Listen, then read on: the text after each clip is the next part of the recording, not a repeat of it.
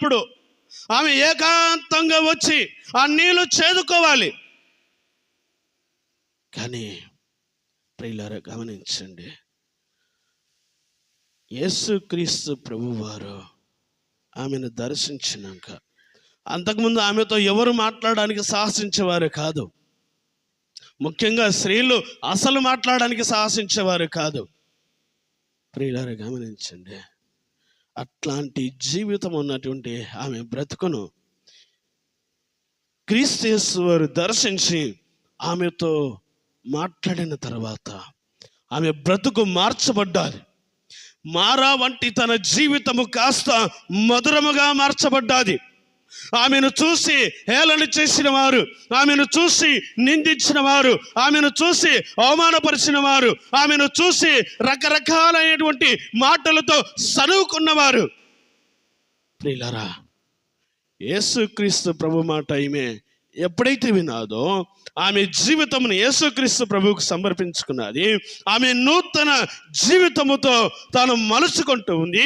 తనలో ఉన్నటువంటి పాపమును అక్కడనే ఆ కుండను విడిచిపెట్టి బద్దలు కొట్టినట్టుగా, ఆ కుండను పగలగొట్టినట్టుగా తన పాత రోత పాప బ్రతుకును బద్దలు కొట్టేసి నూతన హృదయముతో ఆమె ఇప్పుడు చిగురిస్తుంది. నూతన స్వభావముతో ఆమె మార్చబడుతుంది.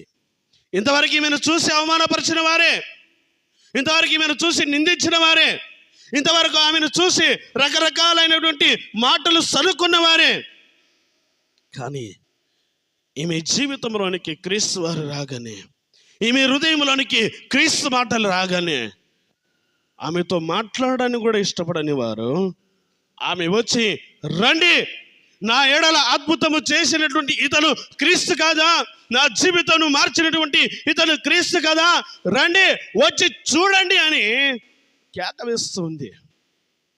ప్రియులారా, ఆ కేక వేసిన వెంటనే అందరూ అంతవరకు ఏం చేయబడ్డారు? అందరూ ఆమెను ఏం చేసిండ్రు? దూషించిండ్రు, వెలివేసిండ్రు, నిందించిండ్రు, భయంకరమైన మాటలతో ఆమెను ఎంతగానో శోధించిండ్రు. కానీ ఇప్పుడు ఆమె మార్చబడిన తర్వాత ఆ స్త్రీ మాటను బట్టి ఊరిలో ఉన్న వారందరూ కూడా వచ్చి క్రీస్తు ప్రభువును చూస్తున్నారు. 39వ వచనం చదవండి. నేను చేసినవనియో నాతో చెప్పిన వాని సాక్ష్యమిచ్చిన స్త్రీ యొక్క మాటను బట్టి ఆ ఊరిలోని సమరయ